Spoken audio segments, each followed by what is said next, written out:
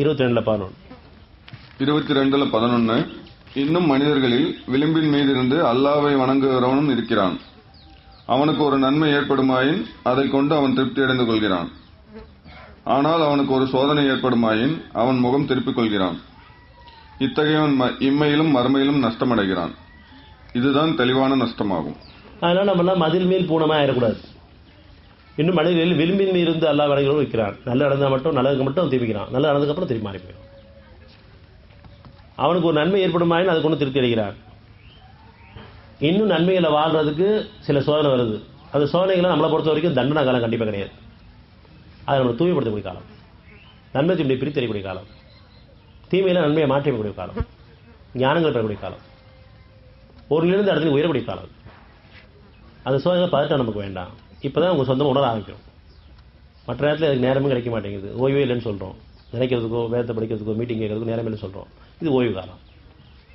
இப்போ கொஞ்சம் உணர்ங்க. நம்ம அந்த ஓய்வு காலத்தில் அந்த கஷ்ட காலங்களில் எப்படியா மீன்லாம் அவசரப்பட முடியே சத்தியத்தை உணர கிடையாது. ஏதாவது ஒரு காரண காரியத்தை சொல்லிட்டு மீண்டலாம். ஆனால் எதை கொண்டாவது மீண்டலாம். இந்த உபகரணங்களை கொண்டாது, மருத்துவத்தை கொண்டாது, கைப்பக்கத்துலையாவது சீக்கிரம் சாப்பிட்டு சீக்கிரம் மீறணும். அவசரப்படுறோம். குணங்கள் மாற்றி அமைக்கப்படணும். அதுக்காக ஓய்வு காலம் கொடுக்கப்பட்டு பணி வேணும். என் பேச்சு சரியில்லை, என் எண்ணம் சரியில்லை, என் பார்வை சரியில்லை, என் செயல்கள் சரியில்லை, அதை உணர்றதுக்காகவும் ஒத்துக்கிறதுக்காகவும் ஒப்படைக்கிறதுக்காகவும் மீண்டதுக்காகவும் அவன் உதவி தேடுறதுக்காகவும் அழகான சோதனை காலம். பெரும்பாலும் நம்ம இந்த கவனம் அப்படி இருக்க கிடையாது.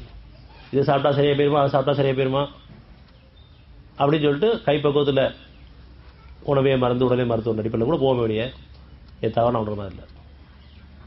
ஆண்டுக்கு ஒரு முறையோ இருமுறையோ அவர் சோதிக்கப்படும் என்பதால் காணவில்லையா? அப்படி இருந்தும் அவர் பாவ மன்னிப்பு கேட்டு மீள்வதும் இல்லை, நினைவதும் நல்லுணர்வு பெறுவதும் இல்லை. பாவ மன்னிப்பு மீள வரும் மாட்டேங்கிறாங்க. பார்த்து உணராமே இருக்காங்க. இல்லைன்னா இறைவனில் சோதனை வரதான் செய்யணும், அப்படி பழிய போட்டுறாங்க. லேசான சுகமான பாதை கஷ்டம் வர்றதுக்கு காரணம் நீங்கள் மறந்து போனது காரணமாக, அவனுக்கு இடையில் ஏற்படுத்தின காரணமாக, அறிவு கொண்டு வேகமாக போனது காரணமாக, உணர்ச்சியில் போனது காரணமாக கஷ்டம் வந்துருக்கு. ஆனால் நம்ம இறைவனில் சோதனை வரதான் செய்யும். இறைவனும் துன்ப கொடுக்க அந்த குரான் கிடையாது. உங்களுக்கு லேசாக தான் வருவேன்னு சொன்னதுக்கப்புறம் அவனுக்கு எதிராக பேசிட்டு இருக்கோம். இன்னும் மனதில் விளிம்பின் மீது இருந்து அல்லாஹ் வணங்குகிறவனும் இருக்கிறான். அவனுக்கு ஒரு நன்மை ஏற்படுமாயின் அதை கொண்டு திருப்தி அறிந்து கொள்கிறான். அந்த திருப்தியோட மழை பாதமாகி போயிடறாங்க.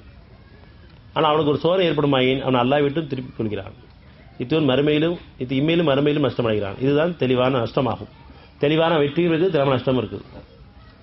உணர்வுகள் வாழ விரும்பும்போது, பணிவோடு வாழும்போது தெளிவான வெற்றியின் பாதை, உணர்ச்சியில் ஆகும்போது தெளிவான நஷ்டத்தின் பாதை. ரெண்டே பாதை தான், இதுக்கு மேலே ஒரு பாதை கிடையாது.